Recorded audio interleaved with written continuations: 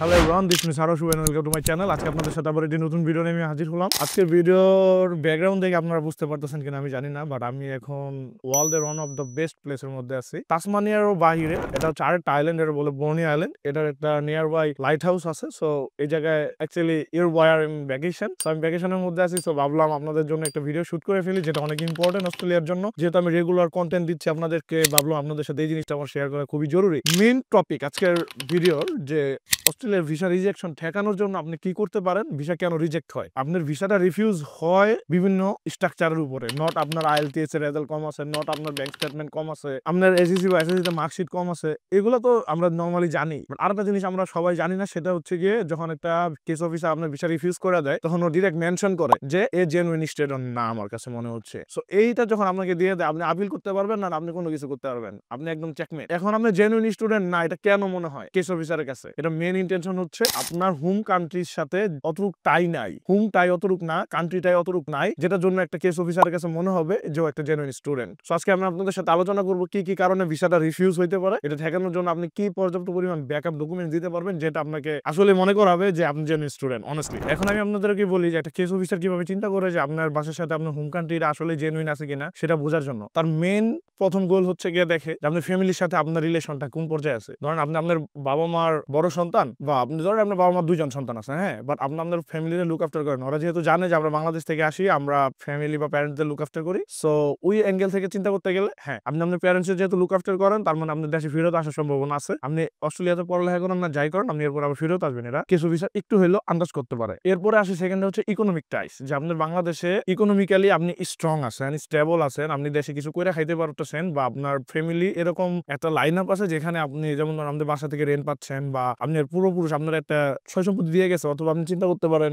যে আপনি একটা জব করবেন বা সেই জবের ফিউচার আছে, সেখান থেকে একটা প্রবাবিলিটি গুড ইনকাম করতে পারবেন, তাহলে কেস অফিসার মনে করে যে হ্যাঁ, সে দেশে ফেরত আসবে। এরপর আসে যেটা, সেটা হচ্ছে আপনার কারেন্ট লাইফ স্টেবিলিটি, যে আপনার লাইফ এখন কোন পর্যায়ে আছে বাংলাদেশে। অনেস্টলি যেমন আপনি এসএসসি শেষ করছেন, এসএসসি তে আপনার একটা গুড স্কোর আছে, আপনি এমন ভাবে জিনিসটা ডিসক্রাইব করবেন যে আমি এই পড়ালেখাটা শেষ করার পরেও আমি আবার আইসা কন্টিনিউ স্টাডি করতে চাই, বা এই ফিল্ডে আমার ভালো লেভেলের জব আছে। সো প্রিটি গুড, আপনি দেশে ফেরত আসবেন, আপনি ফিরে আসা উচিত। আপনি এখন যে ধরেন আপনি সফটওয়্যার নিয়ে পড়ালেখা করতেছেন, সফটওয়্যারের বেসিসে কি ধরনের ফার্ম গুলো আছে বাংলাদেশে, ওদের কাছে যে কি জব ক্যারিয়ার আছে, বা আপনি এটার উপর কেন ফ্যাসিনেশন, এই ধরনের পুরো একটা স্টোরি বানাইলে কেস অফিসার এটা বুঝতে ইজি হয় যে হ্যাঁ, সে দেশে ফেরত আসবে, সে জেনুইন স্টুডেন্ট, সে পড়ালেখার জন্য আসতেছে। আপনার জিনিসটা হচ্ছে কি আপনি কোন জায়গা থেকে ইনফরমেশন কালেক্ট করেন ডাজন্ট ম্যাটার, বাট ম্যাটার করে হচ্ছে গিয়ে আপনি কেস অফিসারকে কি স্টোরিটা বলতেছেন, যে আমি এই জন্য এখানে আসবো, পড়ালেখা করে আবার যে ফেরত চলে যাবেন, সেটা কিন্তু আপনি বুঝাইতে হবে। এরপর হচ্ছে একদম লাস্ট স্টেপ যেটা, সেটা আসে হচ্ছে কি আপনার ভবিষ্যৎ প্ল্যান। আপনার ভবিষ্যতে প্ল্যান কি? সাপোজ আপনার পড়ালেখাটা ডান, এরপর আপনি বাংলাদেশে ফেরত যাবেন, আপনার সয় সম্পত্তি আছে, এগুলো লুক আফটার করতে হবে, আপনার বাসায় রেন্ট পাচ্ছেন, আপনার ফ্যামিলি লুক আফটার করতে হবে, আপনার একটা ছোট ভাই আছে, তাকে আপনি লুক আফটার করবেন, তার দায়িত্ব আপনি নিবেন, ইভেন তো আপনার উপর অনেক রেসপন্সিবিলিটি, সেগুলো বুঝাবেন। আপনি যে ফিল্ডে পড়াশোনা করতেছেন, সেই পড়াশোনা শেষ করার পরে আপনি সেম ফিল্ডে আবার জব করতেছেন বাংলাদেশে, যে আপনার সেখানে ক্যারিয়ার আছে, ধরুন আপনি আইটিতে জব করলে আপনার আইটি ফার্মের একটা ফিউচার প্ল্যান আছে, আইটি ফার্ম দিবেন। সো এগুলা সুপারফিশিয়াল করে জিনিসটা বুঝাইতে হবে, তাহলে আপনার ভিসাটা পাওয়ার সম্ভাবনা অনেক বেশি। এখন বলি যে মানে ভিসাটা রিফিউজ অনেক সময় কি কারণে হয়ে যেতে পারে, এইগুলো হচ্ছে কি আপনার স্ট্রং করার জন্য কি করতে, সেটা আমি আপনাদের বলে দিলাম। এখন আসি যে যখন আপনি মানে একটা এসওপি লিখেন, সেখানে কি মূলত আপনি সব গেমটা খেলতে পারেন। হ্যাঁ, এখন ওখানে আপনি আপনার ফ্যামিলি যে টাইটা, সেটাকে আপনি স্ট্রং করে দেখাইতে পারলেন না। আপনি প্রিভিয়াসলি সাপোজ আর্টসে পড়ালেখা করছেন, এখন আপনি আইটিতে পড়ালেখা করবেন, বাট কেন পড়ালেখা করতে চাচ্ছেন, কেন সুইচ করতেছেন, প্রিভিয়াস স্টাডিজের সাথে অস্ট্রেলিয়া স্টাডির মিল নাই, ইজিলি ধরে ফেলতে পারবে আপনাকে। আপনার ব্যাংক স্টেটমেন্ট যেখানে পাঠাইছেন, সেখানে ট্রানজাকশন উল্টাপাল্টা নাই, ধরেন এক জায়গাতে শুধু টাকাই না রাইখা দিয়েছেন, আর কোনো খোঁজখবর নাই, আপনি দেখাইলেন জমি বেচছেন, এই করছেন ওই করছেন, বাট জিনিসটাকে একটু সুপার বোঝানোর জন্য আপনি যে একটু টাকা বের করবেন, ঢুকাইবেন, এটা করেন নাই। সো এই জিনিসগুলো যদি করেন, তাহলে আপনি মিস্টেকের মধ্যে পড়ে যেতে পারেন। সো এগুলো যদি না করতে পারেন, তাহলে আপনি দুর্বলতা। এখন একদম আপনাদের স্মুথলি বলে দেই যে আপনি কি কি স্টেপটা পার করলে আপনি হয়তোবা এই রিস্ক থেকে বেঁচে যেতে পারেন। দেখেন, ভিসা হবে কি হবে না আমি কিন্তু এখানে বসে গ্যারান্টি দিতে পারবো না, বাট ভিসা হওয়ার জন্য আমরা কিছু কাজ করতে পারি, সেটাতে আমাদের সম্ভাবনা থাকে ভিসা হবে। ধরেন আপনার ফ্যামিলির সাথে যে টাই, সেটা কিন্তু অনেক বড় একটা জিনিস। এটা আপনি স্পাউস ভিসা হইতে পারে, বা আপনার নর্মাল স্টুডেন্ট ভিসা হইতে পারে, বাট এটা কিন্তু অনেক ইম্পর্টেন্ট একটা রোল প্লে করে। এই জন্য আপনার প্রথম যে কাজটা করতে হবে, সেটা হচ্ছে আপনার বাবা মার আপনি লুক আফটার করেন। আমাদের বাংলাদেশের আমরা যে সোশ্যাল কালচারে বড় হয়েছি, সেখানে আপনার খুবই ইম্পর্টেন্ট বাবা মার লুক আফটার করা। সেটা দেখানোর জন্য হইলো আপনার মাস্ট এই ডকুমেন্টেশন গুলো দেখাতে হবে। আমার বাবা মা একটু দুর্বল আছে, অসুস্থ বা ওদের বয়স হচ্ছে, আমাদের লুক আফটার করতে হয়। এরপর আপনি ক্যারিয়ার ম্যাপটা বাংলাদেশের সাথে এমন ভাবে সেট আপ করেন যাতে ওরা মনে করে যে আসলে আপনি এখানে আসতেছেন, আপনি আসলে মূলত অস্ট্রেলিয়াতে আসেন শুধু পড়ার জন্য, আবার চলে যাবেন। যেমন আমি আইটিতে পড়তেছেন, সাইবার সিকিউরিটি চুজ করছেন, হ্যাঁ, বাংলাদেশে কিছু কিছু ফার্মের আপনি পুরোপুরি একদম ডিটেলস দিয়ে দিবেন যে ওদের সাথে আমার কাজ করার প্ল্যান, ওরা অনেক গ্রো করতেছে, আমার ফিউচার এরকম দেখে আমি ছোটবেলা থেকে গেম খেলতাম বা আমার কম্পিউটার রিলেটেড অনেক শখ আছে, এই জন্য আমার মূলত এখানে পড়ালেখা করতে হবে। এটা শেষ করে আমি ইমিডিয়েট বাংলাদেশে যাই, ওদের সাথে জয়েন করবো। আর আমার এই হায়ার স্টাডিজের যে ডিগ্রিটা সেটা আমাকে হেল্প করবে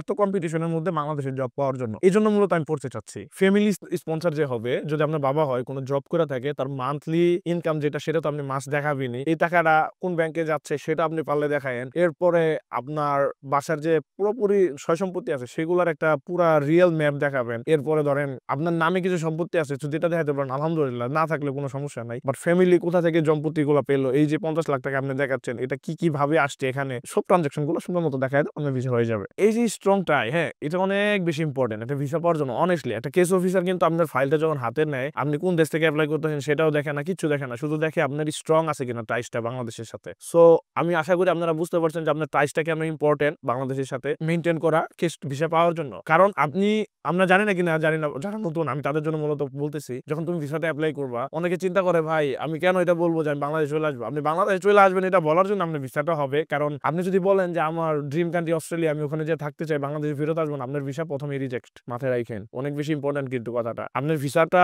প্রথমে রিজেক্ট হয়ে যাবে যদি আপনি এই কথা বলেন। এসওপিটা অনেক বেশি মেনটেন করে। এসওপিটা পরেই হচ্ছে আগে আপনার কেসটাকে পুরোপুরি বোঝা যায় যে আসলে আপনি কতটুকু ফেক বা কতটুকু জেনুইন। সো এই জন্য জিনিসটাকে এমন ভাবে সাজান, অনেক বেশি সুপারফিশিয়াল করে 1 কোটি 2 কোটি টাকা 3 কোটি টাকা দেখানোর কোনো দরকার নাই। যতটুকু খরচ ততটুকুই দেখান, জেনুইন ভাবে দেখান। যে ডকুমেন্টেশনে যদি ফেক বানান সেটাকে জেনুইন বোঝানোর চেষ্টা করেন, যাতে এটা মনে হয় এটা ফেক না। এরপর আপনি যে ট্যাক্সটা পে করতেছেন এটা দেখেন যে লয়ার আপনার কাজ করতে সে প্রপার ট্যাক্স দিচ্ছে কিনা। অনেক সময় কিন্তু ট্যাক্স দেন, আপনি এনবিআর এর সাথে যোগাযোগ করেন, আপনার প্রপার ডকুমেন্টেশনটা হাতে নেন, পে স্লিপ গুলা নেন, সুন্দর মতো অ্যাপ্লাই করেন। মানে কান্ট্রি টাইটাকে এমন ভাবে এক্সপোজ করেন যাতে মনে হয় যে লাইক দ্যাটস ডান। এরপর আপনি ভিসা না হইলে আল্লাহর হাতে ছাইড়া দেন, এটা আপনার কোনো কিছু করার নাই। বাট যতটুকু আপনার হাতে আছে এটা আপনি কইরা যান, আপনার ভিসা হবে। ব্যাংকটাকে প্রপার দেখাইতে হবে, ফ্যামিলির সাথে আপনার বন্ধন দেখাইতে হবে, আপনার ক্যারিয়ার গোলটা দেখাইতে হবে। অস্ট্রেলিয়া পড়ালেখার পরে এর ফিউচার যে বাংলাদেশে আছে, ধরেন আপনি যে কোনো একটা র্যান্ডম কোর্স চুজ করলেন, অস্ট্রেলিয়া আসার পর আপনি মনে হচ্ছে এটা পড়বেন, আপনি অন্য কিছু পড়বেন, ডাজন্ট ম্যাটার। আপনি ভিসাটা পাওয়ার পর আপনি যা পারেন তা এখানে এসে করতে পারবেন। বাট ভিসা পাওয়ার আগ পর্যন্ত আপনার জিনিসটা কেমন ভাবে গেমটা খেলতে হবে। আপনি একদম নুব, আপনি কিছু জানেন না, আপনি শুধু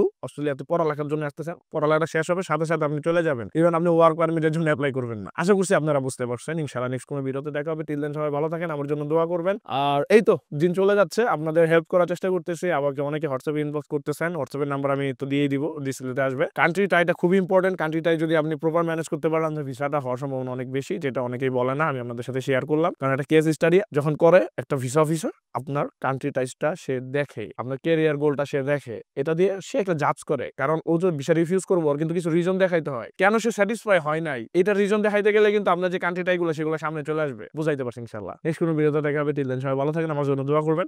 আসসালামু আলাইকুম।